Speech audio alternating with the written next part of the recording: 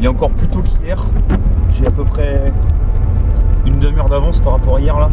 J'ai essayé de vraiment arriver vraiment en pleine nuit encore. Parce que vu comment ça tapait hier, si je pouvais encore faire quelques poissons aujourd'hui, ça serait le top. Ce matin, donc les conditions sont plus dures qu'hier. Là, il fait nettement moins doux. Dehors, on sent qu'il y a un bon coup de froid qui est tombé là. Mais bon, c'est encore correct. Le vent annoncé aujourd'hui moins bon qu'hier, puisqu'hier on était sur du sud-ouest. Là, on est sur du nord-ouest. On va avoir un petit peu plus de soleil. Donc bon, ça peut peut-être être pas mal pour les bordures. En tout cas, c'est parti. Jour numéro 3, let's go. Donc, troisième jour. Ce matin, c'est mitigé. J'ai fait un poisson une heure après être arrivé. Une petite commune du même calibre que les premières d'hier. Donc je l'ai remise à l'eau directement, je ne l'ai pas filmé celle-ci. Ensuite, j'ai fait un carassin il y a à peu près une heure. Un bon gros carassin, environ 2 kg je pense. Et là depuis, c'est calme. Par contre, j'ai vu du gros fiche sauter à droite de mon poste. C'est pas totalement sur le poste, c'est un petit peu plus décalé, on va dire d'une dizaine de mètres. Mais là, c'était du gros poisson, quoi. Là, c'était vraiment du gros saut. Donc j'aimerais bien qu'il y en ait une qui se décide à venir sur une de mes cannes. Donc je vais vous expliquer mes montages juste après. Là déjà, je vais vous parler de mon amorçage. Il est constitué de billes, donc j'utilise les crèmes Little Corn de chez QDB, comme à mon habitude, en 15 mm. À ça, j'y ajoute du maïs doux et du lait, tout simplement. Je veux quelque chose de simple, mais très attractif. Donc ce que je fais, c'est que je mets à peu près l'équivalent de 3 à 4 kg de billes dans un grand seau, 2 boîtes de maïs de 250 grammes, avec le jus, bien évidemment. À ça, je vais ajouter à peu près 300 ml d'eau bouillante. Ça va vraiment pénétrer dans les billes très profondément. Et ensuite, je fais chauffer du lait, donc 1 litre, et je mets ça dans ma préparation. Je ferme le seau et je laisse reposer toute la nuit. Donc ça donne ça en fait. Donc là, vous voyez, hein, on a vachement de jus. Donc ça, c'est le lait hein, qui s'est coloré en jaune puisque les billes en fait elles se délavent. Et puis elle se mélange au maïs, au jus de maïs, etc. Donc ça vous fait vraiment une odeur très sucrée. Donc c'est quelque chose de très attractif. C'est vraiment un amorçage simple que je vous conseille. C'est super attractif. Ensuite, pour ma stratégie d'amorçage, ce que j'ai établi, c'est un amorçage régulier. Pas des grosses quantités d'un coup, mais réparties tout au long de ma journée. C'est-à-dire que j'ai commencé à venir pêcher donc vendredi matin, on est dimanche, et donc toutes les 2h30, exactement, hein, j'ai mon téléphone qui est réglé, j'ai mes alarmes, toutes les 2h30, je mets 5 bombes. Que ça morde ou que ça morde pas. Donc le premier jour, j'ai fait 0 départ. Je me demandais si l'amorçage était intelligent, étant donné que je voyais pas trop d'activité, mais bon, je me suis maintenu sur ma stratégie, et je continue à amorcer toutes les 2h30. Tac, tac, tac. Le deuxième jour, donc hier, là c'était carton plein les amis, hier c'était un festival. Et ce matin en arrivant, j'ai repris la même stratégie. Et donc là je continue ça. J'espère vous dire à tout à l'heure avec une belle mama. Allez, je vous dis à tout à l'heure et je vous présenterai les 2 montages qui m'ont permis de capturer ces jolis poissons pour l'instant. Les gars, bon il me reste, il est 16h30, donc il me reste on va dire 1 heure de pêche. Bilan, c'est pas du tout comme hier hein. Là l'activité s'est clairement réduite. En plus il caille un truc de malade aujourd'hui. Donc là vraiment je sens la baisse de température par rapport à hier. Au niveau des départs, donc j'ai seulement fait mon petit poisson ce matin. Et là j'ai eu un départ il y a 15 minutes en pleine eau, prend contact et décroche. C'est la merde parce que très peu de touches, si ça se concrétise pas, c'est pas bon. Espérons que la dernière heure elle soit productive. On prie. C'est tout ce que je peux faire. Allez, je vous tiens au courant. Ciao. Bon les amis, j'espère qu'on voit ma sale gueule. Ouais. Il m'est arrivé un truc de fou. Comme je vous l'ai dit, hein, hyper compliqué pour faire un fiche là. Ça a commencé vraiment à être difficile. Il faisait froid, franchement j'en avais ma claque. Quasi pas de départ de toute la journée. En plus, je fais ma décroche. J'étais à 2 doigts de remballer et je vois un seau à peu près à 100-110 mètres. Mais je vois que c'est assez lourd, quoi. Et je me dis, putain, écoute, il reste 15 minutes de pêche, tente le tout pour le tout, quoi. Donc je prends la canne qui était en bordure avec le chaudring. Je balance à la frappe. Putain, je tombe pile où est-ce que je voulais jeter. La canne, elle a fait 2 minutes, les gars, quoi. 2 minutes. Run de fou, combat de malade. Et j'ai une miroir. Mais une miroir, un écaillage, de l'espace. Donc là, pas le choix, je l'ai mise au sling parce que je pouvais pas vous faire des photos convenables et pas de vidéo non plus. Donc ça sert à rien, si c'est pour faire un truc dégueulasse, ça sert à rien. Donc là, je l'ai mise au sling. J'espère que je vais pas avoir un mec qui va venir me piquer le poisson cette nuit là. Putain, j'ai vraiment peur de laisser le poisson comme ça m'emmerde, mais j'ai pas le choix, quoi. Franchement, j'ai rien pour faire les photos la nuit. Donc là, demain matin, faut que je vienne vraiment très très tôt. Ça va cailler demain, mais ils annoncent du grand soleil. Donc les gars, je vais vous faire une super vidéo, des photos de malades, et vous allez halluciner. C'est un super poisson, quoi.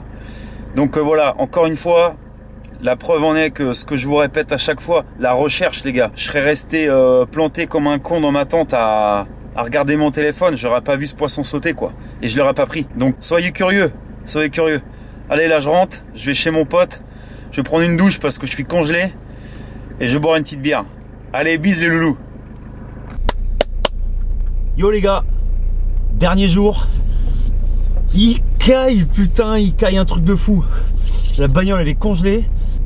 Donc là cette nuit, voilà, c'est ce que je craignais. Ça, je pense que ça a même gelé à certains endroits. Donc là ça va être compliqué pour la dernière journée. Et aujourd'hui, on donne tout. Allez, let's go!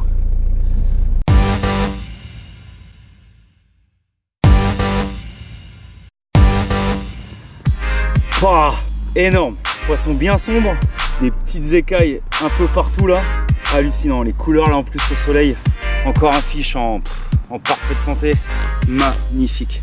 Pris sur le petit chaudring, petite pop-up rouge, à peu près à 100 mètres là, et voilà, c'est celle-là qui a passé la nuit dans le sling, bijou quoi, magnifique. Allez, on va faire quelques photos avec mon ami qui est venu me voir là. Et on va les remettre à l'eau. À l'eau. Allez, à plus. Donc sinon, concernant mes montages. Donc comme je vous l'ai dit, je pêche à 2 cannes.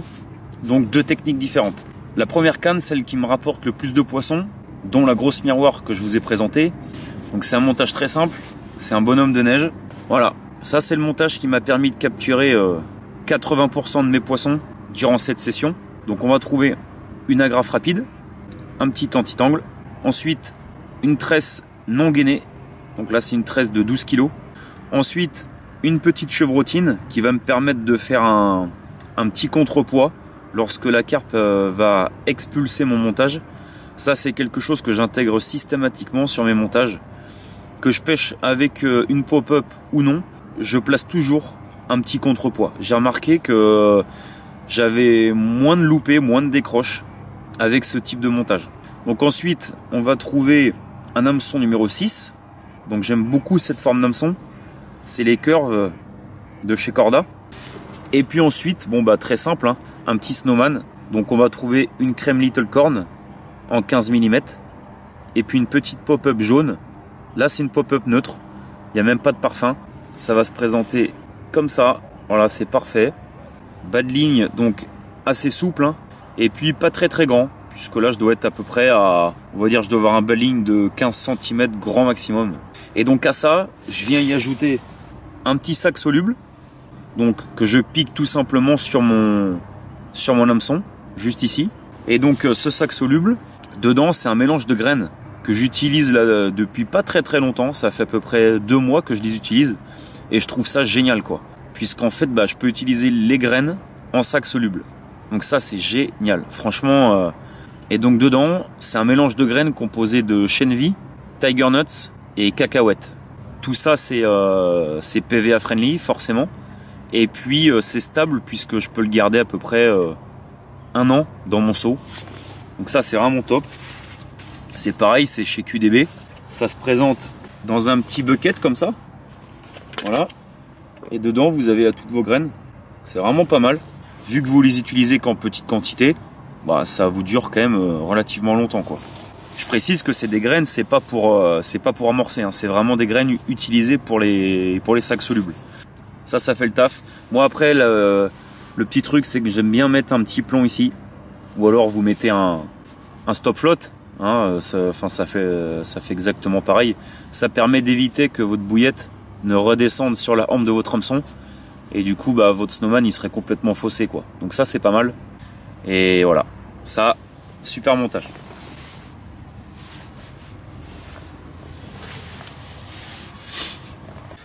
Bon les gars, dans 3 heures je remballe.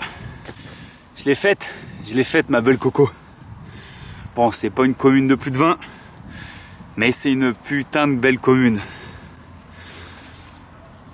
J'avais plus aucune touche depuis ce matin.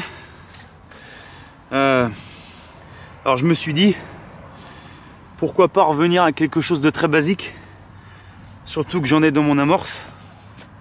Vous l'avez deviné, c'est ce bon vieux maïs. Donc je suis reparti sur ça. En fait, j'ai décidé de mettre 2 petits grains de maïs. Et au final, eh ben, c'est cette canne là qui me rapporte le super poisson. Voilà. Et au final, un montage tout simple. Voilà. Un petit peu de pâte plombée. 2 petits grains de maïs, un hameçon numéro 8. Hyper discret. Comme quoi des fois, la simplicité. Et regardez-moi ça. Je suis vraiment gâté. Regardez-moi cette commune un peu là. Magnifique. Quand je vous parlais des couleurs, hein, je vous mens pas. Hein. Je kiffe ce genre de commune. C'est pour ça que je suis un amoureux du public et que j'ai du mal à faire les privés. On trouve des très beaux poissons, mais pas des comme ça. Regardez-moi ces couleurs incroyables. Des poissons mais parfaits, quoi. Pas abîmés. Et on retrouve bien la caractéristique des poissons très sombres sur le dos dès qu'il y a présence d'herbier. C'est quasi systématique. Je suis aux anges les amis, je suis aux anges. Bon les gars, ça s'arrête plus là. Il me reste une demi-heure de pêche. J'étais en train de remballer encore la canne au maïs, les 2 petits maïs flottants. Incroyable. C'est un petit poisson, une petite miroir. Encore, voilà, les 2 petits maïs. Voilà, la pâte plombée, elle s'est barrée. Ah bah elle est là, tiens. La pâte plombée est là. Regardez. C'est pas beau ça encore? Super petite miroir. C'est incroyable, j'aurais jamais pris autant de miroirs durant cette session. Pendant près de 2 ans, j'ai dû prendre 2 miroirs à tout casser. Et là, j'en ai pris, je pense, autant que de communes. Elle m'a fait un départ, celle-là. Super bouche encore. Magnifique. Donc là, je pense que c'est la dernière que je vais vous présenter, à mon avis. À moins que ça reparte encore pour la dernière demi-heure, mais... Déjà là, je pense que je peux pas trop me plaindre. Ça aurait vraiment été une session de malade. Allez, on va la remettre à l'eau. Yo les gars, bon, bah cette session est maintenant terminée. Je repars de chez mon ami là. On vient de faire un bon petit repas. Ça fait du bien. Donc j'espère vraiment que cette vidéo vous aura plu. Si vous avez des questions, laissez-moi tout ça en commentaire. Un grand merci à mon ami Bruno. Sans lui, cette session serait jamais été possible parce que clairement, me taper les allers-retours de la Gravière jusqu'à Paris, matin et soir, ça aurait jamais été possible. Donc un grand merci à toi Bruno. Franchement, t'es un super poteau. Et puis bah écoutez, je vous retrouve bientôt pour une prochaine vidéo.